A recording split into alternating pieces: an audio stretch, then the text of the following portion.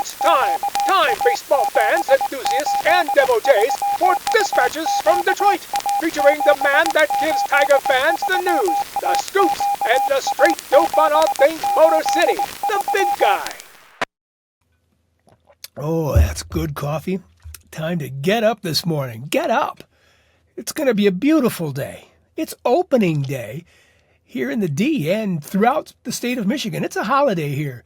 There are people that are going to stay home from school, stay home from work so they can catch the game on the TV, maybe on the radio. I don't know. But I do know that's going to happen because I've done it myself. I'm embarrassed. My home whites are in the wash, so I couldn't put that on today. So imagine me wearing my white, big Old English tee there, and that I'm celebrating with you. All right, let's get down to business. Let's talk about what we're going to say today. Going to talk about who's starting today for the Tigers. Maybe a little bit catch up on what happened over the last day or so. We're going to talk about some latest. I don't want to say latest. We're going to talk about some very monumental opening days. There's a ton of them. I picked 4 or 5 that we can go over. We're going to go over them kind of quickly. And then we're going to talk about the baseball card Tiger Tale today for Fred Hutchinson. And Fred Hutchinson he's got a great story. All right, today is opening day, and it's going to be a real nice day in Detroit. At least it sounds that way. Going to be 49 degrees for a high today. And I know people in Florida and Georgia and things like that are going, what are you talking about? A nice day.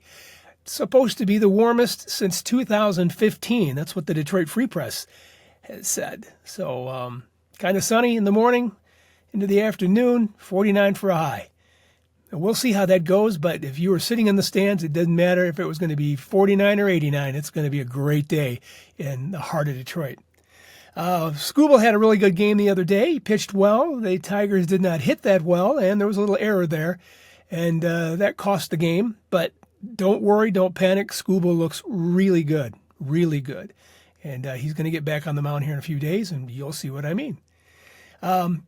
With the injury of Gleyber Torres, they brought up Justin Henry Malloy, and he's looking pretty good too. He's stepped right in and is taking over really well. So we're not panicking. We're having a good time, and he's probably going to start tomorrow.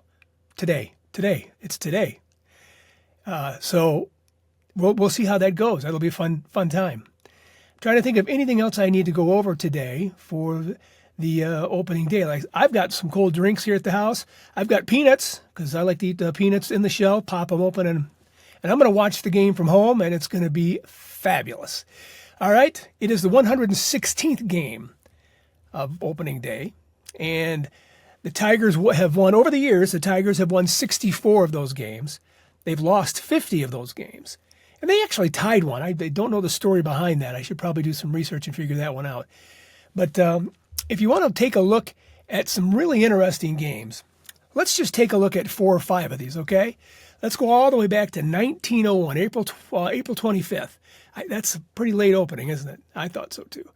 It was the very first opening day in Detroit for the Tigers at Bennett Park. That's what it was called before it was Tiger Stadium or Briggs Stadium. It is the greatest opening day of all time. And I'm not just saying that because it was the first. The game was played in front of a crowd of more than 10,000 people. And it's the greatest because it was one of the greatest comebacks. I wish I could have seen this one. The Tigers entered the bottom of the 9th inning trailing 13-4 and ended the day with fans rushing the field as Pop Dylan's 4th ground rule double of the day drove in the tying and winning runs. They won 14-13. That would have been a great game to see. Okay, and here's another great game for you. It was April 14th, 1909, not quite so late in the month. Tigers have never, ever thrown a no-hitter on opening day, but they were really close in 1909. George Mullen, in front of 11,514 fans at Bennett Field, allowed just 1 hit in 9 innings. Walked 1, struck out 5, and won 2-0 over the White Sox. The opener was a good sign, too, because Mullen, he was just rolling through the American League with a 29-8 record and a 2.22 ERA. Now, the Tigers finished 98-54 that year after losing to the Pirates in 7 games in the World Series. All right, let's tear a few pages off the calendar and get us up to 1984 now. You know the story of that team. The Tigers started with 5 consecutive wins on the road. And then when they got home, the Tigers posted a 4 spot in the first inning on April 10th, 1984. And that was on the strength of new Tiger Darrell Evans and his 3-run homer. Dan Petrie, who is our guy on the TV these days, and on the radio, I think, sometimes too, he did the rest by tossing a complete game 4-hitter as the Tigers ran their record to 6-0 on their way to 9-0 and 35-5, which remains the best 40-game start in the major leagues in Major League Baseball history. Now, that could all be challenged by the Los Angeles Dodgers these days because those guys look really, really good. All right, here's the 4th memorable game. It was April 13th, 1993. Now, I remember this game more than any of the other ones that we're going to talk about because I was listening to this game on the radio while I was at work at a radio station, and the radio station carrying the game was not our radio station. I just wanted to hear it, and there was no way to hear it. I couldn't watch it, so I had them on at my desk while I was working, and I just absolutely loved it. These Tigers in 1993, they could hit, they could just mash and rake, or all any other words that they use these days. It was a day that I will not forget. It was chilly where we were at. It was kind of wet where they were at, and they had 18 hits against the Oakland A's on that day, including 4 from Cecil Fielder, plus homers by Rob Deere, and that's 3 RBIs.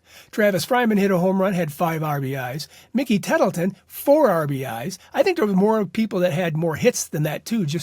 There was just so many. And it marks the most runs scored by the Tigers on opening day. The final score was 20-4 against the A's. And that team scored 20 more runs again just 4 days later. Remember that one, too. All right, here's the final game. This was the final one, April 10th, 2009. The Tigers had a rough start to the season. They were in Toronto, and they dropped 3 of 4, and it didn't take long to get back on the feel-good train. The Tigers pounded out 14 hits, including a monster day from Miguel Cabrera, who homered, doubled, and had 6 RBIs. Every starter but one drove in at least 1 run for Detroit, which also got a home run from Jeff Larish. Do you remember him? Who, believe it or not, was the starting designated hitter. This marked the first in a current string of 7 straight opening day victories. There you go. That's how we celebrate in Detroit. Most home runs in opening day tied Kirk Gibson and Dmitri Young. They each had 3 over the years. Dmitri had 3 in one opening day game in 2005.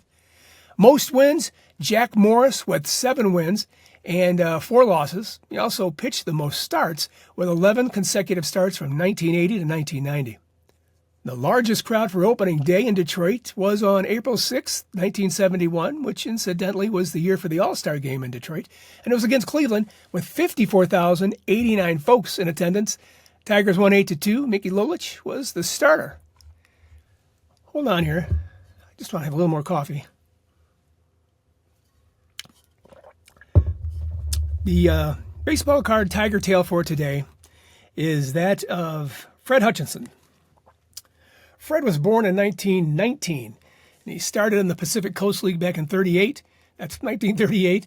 At the age of 19, he won 25 games. That raised some eyebrows, so the Tigers got a hold of him and brought him up in 1939, and he played that year in 39 and in 40. But in 1941, he did what a lot of great Patriots did back in those days, joined the military. Walked away from baseball and saw active duty in the Navy, and he was in the rank of lieutenant commander. He spent 4 years in the Navy. That went 4 years away from baseball.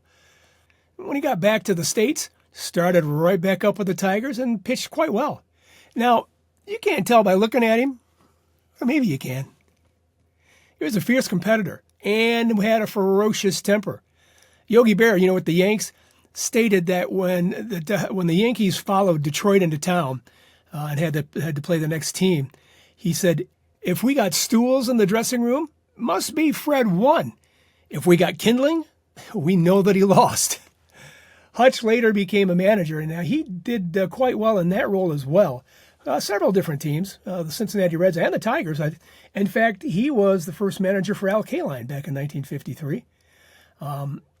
Now, he was a great player, a great manager, but in 1963 they found a lump in his neck. And they kept looking around there with the doctors, and they found tumors in his lungs, and they checked his back, and it was in his chest. And back then, that was a very grim outlook for Fred. He later died in 1964 down in Bradenton, Florida. His brother was a noted surgeon and dedicated his career and went on to create the Fred Hutchinson Cancer Research Center, which is still serving cancer patients today with top quality care in Seattle. And it was because of this guy right here. His brother loved him so much, he just dedicated that all to him. And that is your Tiger Tale for opening day. It's a 1952 card. I think it's number 126. All right. Opening day. Happy opening day to you. And hey, like, subscribe, and comment. Would you do that for me? Certainly appreciate it. And thank you for tuning in today on Dispatches from Detroit. And happy opening day. Talk soon. Go get 'em, Tigers! This concludes your Dispatch from Detroit. Remember to like and subscribe for more content from the 313, the D from the Motor City.